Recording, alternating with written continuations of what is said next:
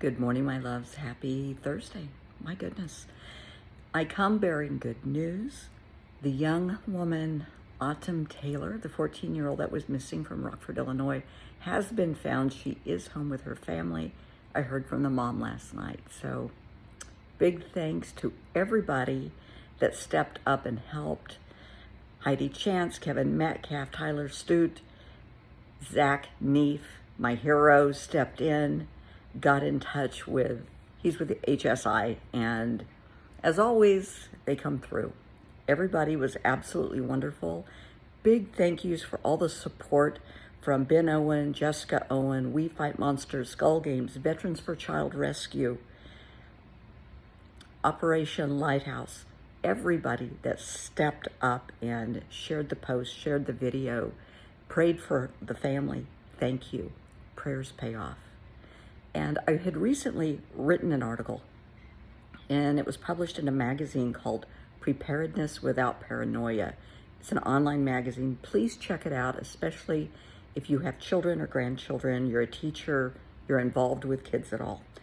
Great online magazine. And I was asked by someone on the advisory board if I would write something. And you know me, I always have an opinion. And I said, of course. So I just happened to write on trafficking and how to go from victim to survivor to warrior. And that's exactly what this family and this young girl is facing now. She's home. And it's all about recovery and the importance of therapy and how to deal with life after your child comes home. Now, this doesn't just apply to kids that have been trafficked, kids that run away. It happens. Kids that are lured away from home. Kids that are kidnapped, abducted. It doesn't matter the mechanism. It's when they come home, the aftermath is what I really want them in therapy. They have a lot to deal with. They're dealing with anger, fear, guilt, shame, a lot of emotions, as well as dealing with whatever physical, emotional, and psychological abuse they suffered when they were gone. It's a lot, especially for a child. And when I say child, I'm going to piss some people off here. I mean anyone under the age of 21. Because your brains, I go with the old school theory that brains don't really stop developing until you're about 25. Some people, I think our brains continually grow. They should. But it's a lot for a young brain, a young central nervous system, a young body to process. You know, being sexually assaulted, gang raped, beaten, drugged, starved, tortured. That's a lot for anybody, let alone a child.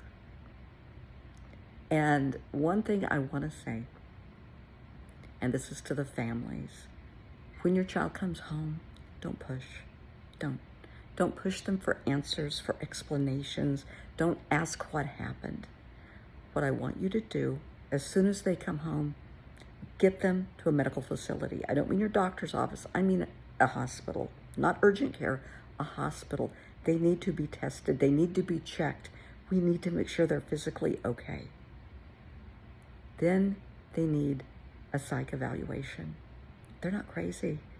They're going to have PTSD, complex PTSD, depending on family dynamics, beyond your wildest dreams. Let's get them the help they need and they deserve.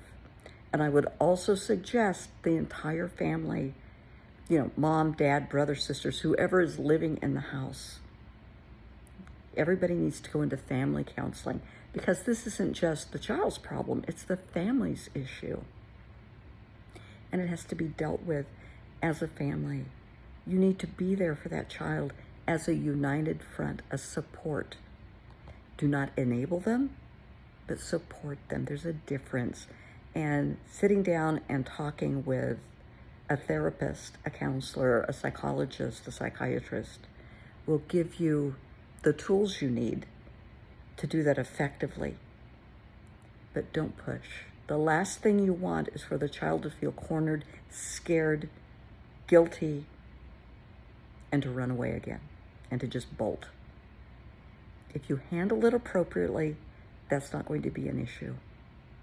So let's handle the situation with maturity and kindness and compassion and with a therapist. Okay? That's really, really important. I know Autumn's family, and I know she will be getting the help that she deserves. They're a wonderful family that love this little girl very much. And prayers were truly answered. And as soon as I heard from Mom, I started sending notes out. I did post online, that she had been found and she was home. What an amazing gift for Christmas for that family and for that little girl. That's a lot. Please read the article that I wrote in Preparedness Without Paranoia. I think the website is pwporg.org.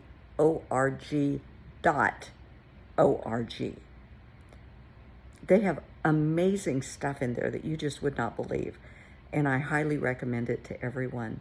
And thanks to my dear friend Christian Nanry, who called me, he's on the advisory board, and asked me to please write something. So I'm glad I can bring everyone good news. We can all use a little good news. Know that prayers are heard. God does hear prayers. He might not answer them the way you want, but he does answer them. You just have to listen and always have unwavering faith and trust in yourself and in God. He always has your back. You may not believe it, but he does. I hope everyone has an absolutely magnificent Thursday. I will be off to work in a few minutes. Have a great day because you're worthy.